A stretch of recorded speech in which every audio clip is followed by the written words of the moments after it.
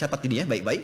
Mihrab itu tempat yang disebutkan di Quran dengan dua fungsi. Satu, mempercepat terkabulnya doa. Yang kedua, mempercepat datangnya rezeki. Karena itu kenapa imam ada mihrab? Karena imam pemimpin sholat. Mudah-mudahan dari semua doa yang dibacakan cepat dijawab.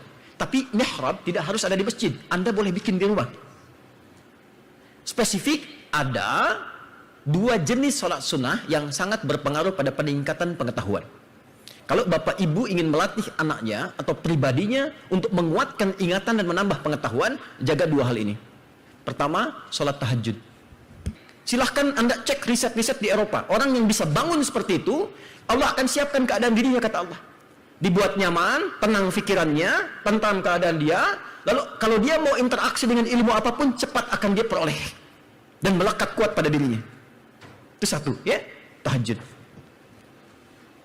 Yang kedua, duha. Salat duha. Nah, ternyata selain mengondisikan kita salat menghadap Allah, salat duha juga menyiapkan diri kita untuk memudahkan menerima pengetahuan. Jadi saya pesan pada bapak ibu, anak-anak itu yang dahulukan salatnya. Bukan hanya akhlaknya akan jadi baik, akan dibuka oleh Allah kecerdasannya. Dan mohon maaf, yang memulai salatnya jangan tekankan anak dulu, bapak ibunya dulu. Quran surah kedua Al-Baqarah di akhir ayat 282, ayat paling panjang dalam Al-Quran, paling kiri sebelah bawah di ujungnya. Fokus ya, nanti saya akan langsung ke praktek. Lihat ke ujung ayat langsung, paling kiri sebelah bawah. Wattaqullaha wa yu'allimukumullah. Tingkatkan takwamu kepada Allah, maka Allah akan berkenan membimbing dan menambahkan padamu pengetahuan. Bahasa kitanya mempercepat kita paham pengetahuan. Kaidah pertama, ini bagi kita seorang muslim ya, bagi kita muslim. Tingkatkan takwamu kepada Allah. Maka ketika takwa ditingkatkan, apa kaitan dengan ilmu? Kata Allah, ini Allah langsung menyampaikan, tingkatkan takwamu kepada Allah, maka Allah akan berkenan mengajarkan dan membimbing engkau mendapatkan pengetahuan. Jadi ilmunya bukan sekedar kita lelah pelajari, tapi langsung dibimbingkan oleh Allah untuk mudah memahami. Kadang-kadang begini, kalau ingin membaca sesuatu bisa langsung ingat. Diperdengarkan sesuatu langsung hafal. Yang paling menarik, baru dibacakan satu huruf dia paham, oh kesini maksudnya. Ada orang disampaikan sekali, paham? Tidak. Dua kali paham? Belum. Paham? Sekali lagi diulang. Ya. Ini baru satu kalimat dia sudah mengerti. Nah, cara mendapatkan step itu, dekati pemilik ilmunya. Tingkatkan takwa kepada Allah. Apa di antara wujudnya? Yuk kita pelan-pelan, saya beri contoh beberapa. Yang pertama, sholat. Spesifik. Kalau Anda ingin lebih, jangan cukupkan pada yang standar. Yang standar itu yang 5 waktu. Ya, rumusnya 24-4-3-4. Subuh, zuhur, asar, maghrib, isya. Itu standar. Jadi kalau Anda ingin melebihi standar, tambah dari yang standar. Maka kumpulkan, ini rahasia cepatnya, kumpulkan semua jenis menu sholat yang mungkin ditunaikan di luar yang sholat fardu. Misal, kita beri nama dengan sholat nafilah atau sholat sunnah. Spesifik, ada dua jenis sholat sunnah yang sangat berpengaruh pada peningkatan pengetahuan. Kalau bapak ibu ingin melatih anaknya atau pribadinya untuk menguatkan ingatan dan menambah pengetahuan, jaga dua hal ini. Pertama, sholat tahajud. Nah, ini tak main-main saya sampaikan ini ya.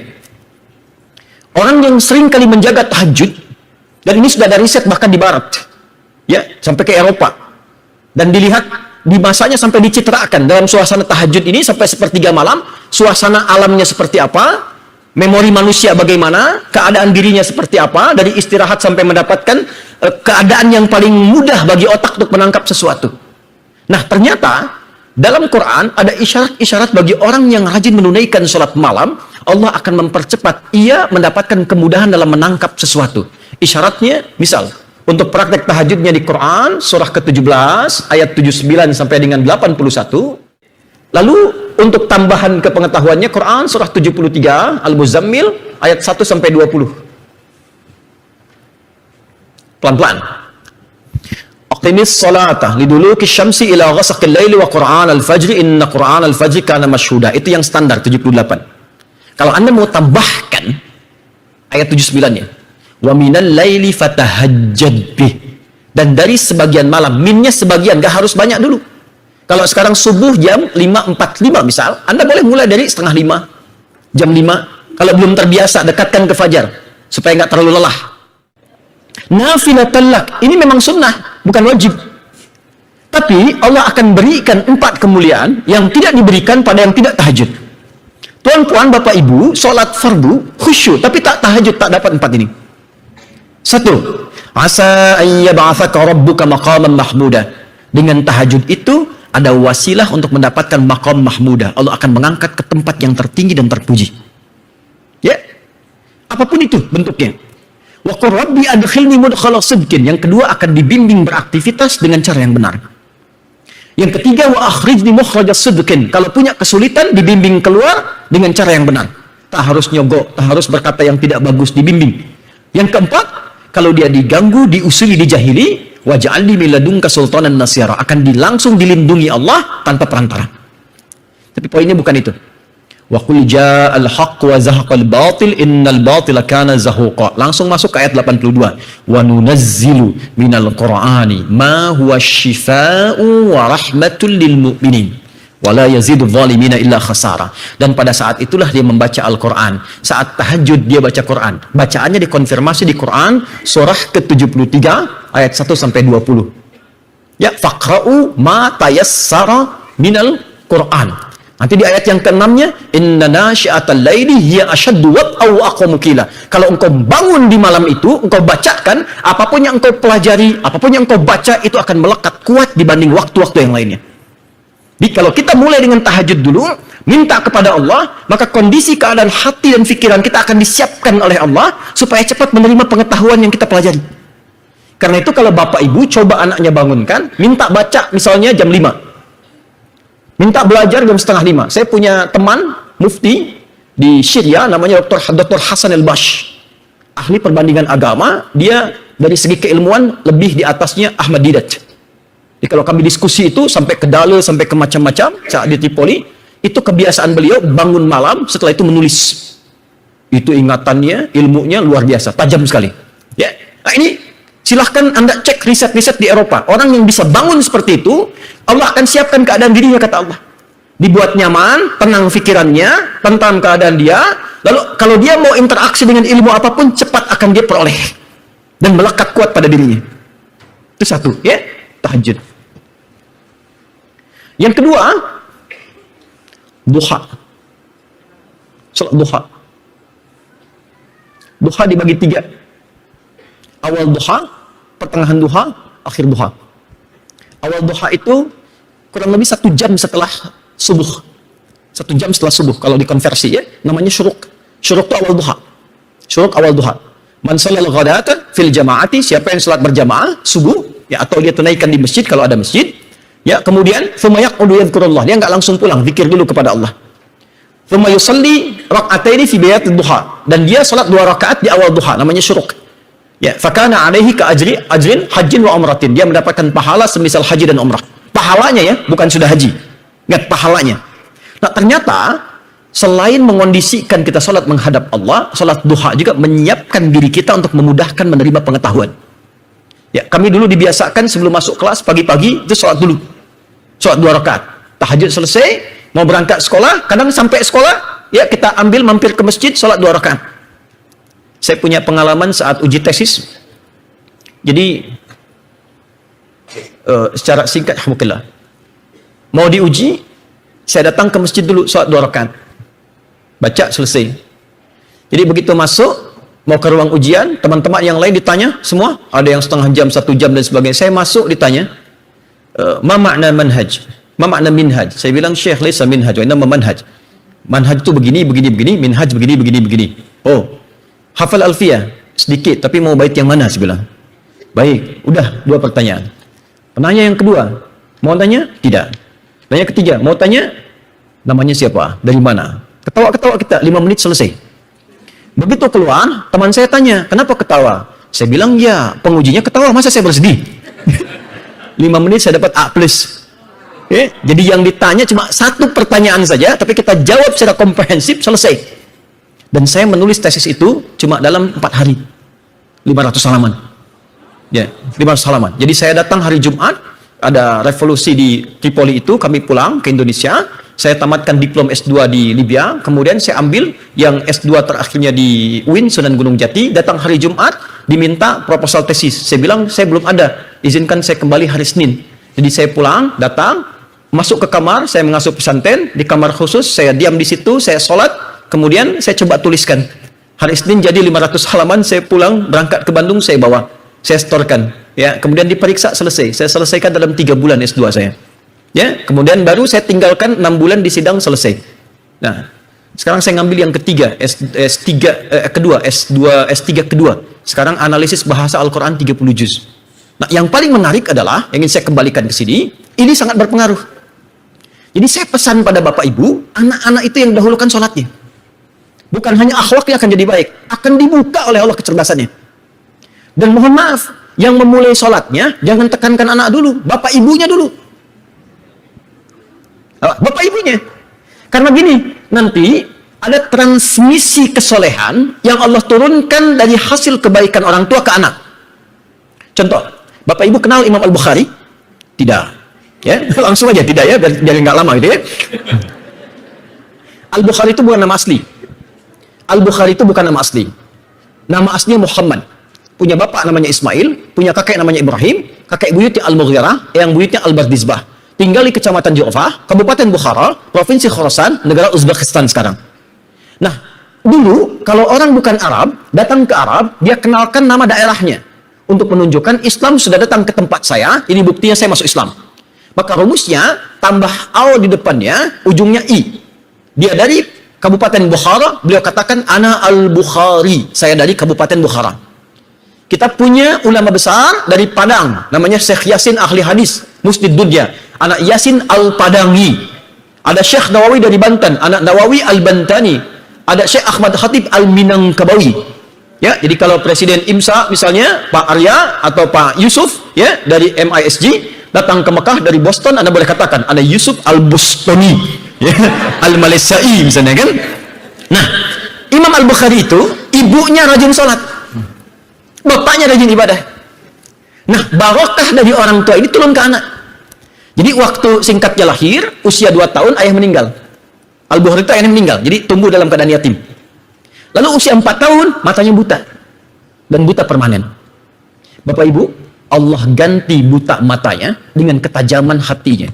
Jadi Al-Bukhari kecil itu karena barokah orang tuanya, walaupun dia masih usia 3-4 tahun, tapi apapun yang dibacakan kepada beliau, langsung hafal sekali dengar. Tak diulang. Dan tak ada langsung. Hafal semua. Ibunya menyekolahkan ia di Kutab. Kutab itu dasar sekolah pertama untuk ketakwaan. Diajarkan di situ Quran, sholat dan ibadah dasar. Dikasih asisten untuk bimbing karena buta, tak bisa lihat. Waktu dia berangkat, kemudian syekhnya membacakan surat Qaf di tempat beliau belajar. Beliau yang paling kecil, yang lain sudah dewasa semua. Ya. Begitu selesai, syekhnya iseng mengatakan, Man hafidha, siapa yang sudah hafal? Al-Bukhari kecil dengar langsung angkat tangan, Syekh, hafidhu an dhahri qalbi. Saya sudah hafal dalam kepala saya. Jadi ada hafal di luar kepala, ada hafal dalam kepala. Hafal di luar kepala itu belum hafal namanya.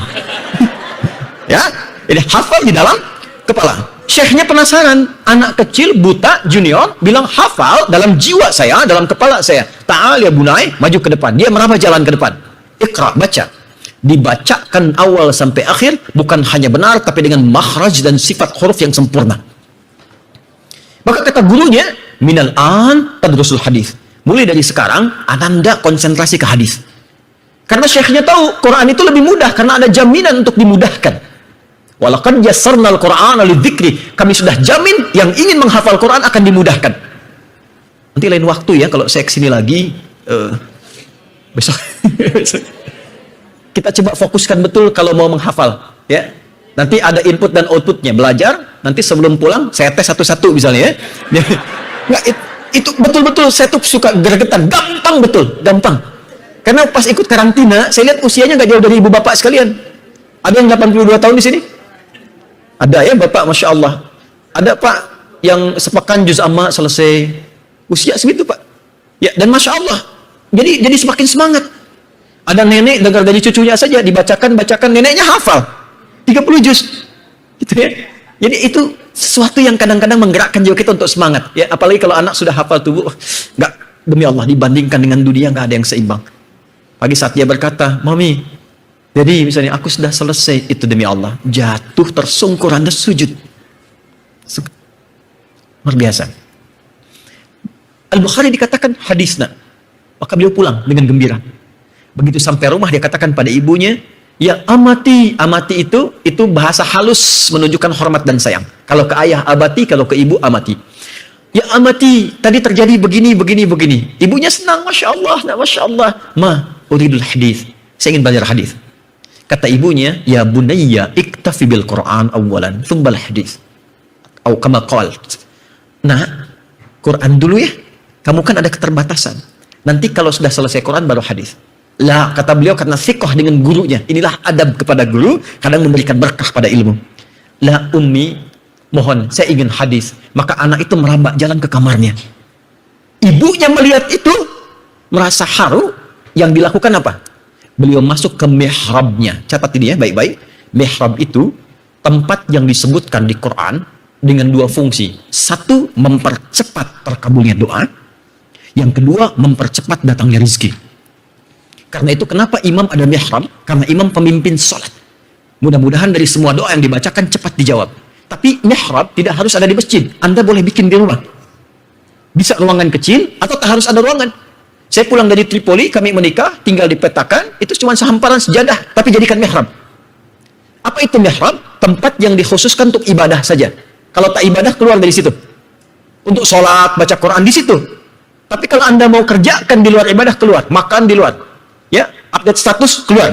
Ceklik, sedang di mihrab ya, jangan ganggu. Keluar. Itu nanti dalilnya di Quran surah ketiga, ayat 37. Tapi saya nggak mau dalami dulu karena waktu kita terbatas. Balik, ibunya ke mihrab, ibunya sholat. Ini, sholat sunnah. Di waktu duha. Anaknya masuk kamar.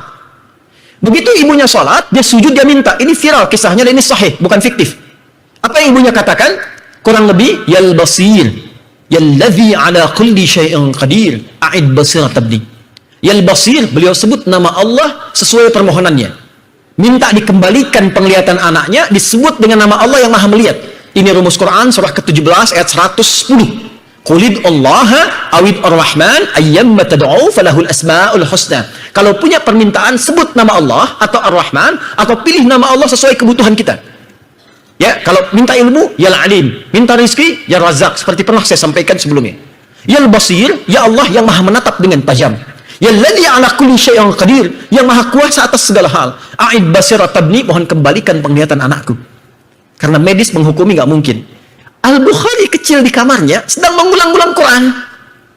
Qaf tadi yang dibacakan tadi oleh gurunya. Sampailah di ayat 21 sampai 22. Ini Masya Allah. Ibu membaca ya Al-Basir, anak berhenti pada ayat laqad kunta fi ghaflatin min hadza fakashafna 'anka ghidha'aka fabasaruka al-yawma hadid. Padahal ayat ini itu tentang kejadian akhirat nanti saat kembali pada Allah, tapi Allah berikan percikannya secara positif kepada Al-Bukhari kecil.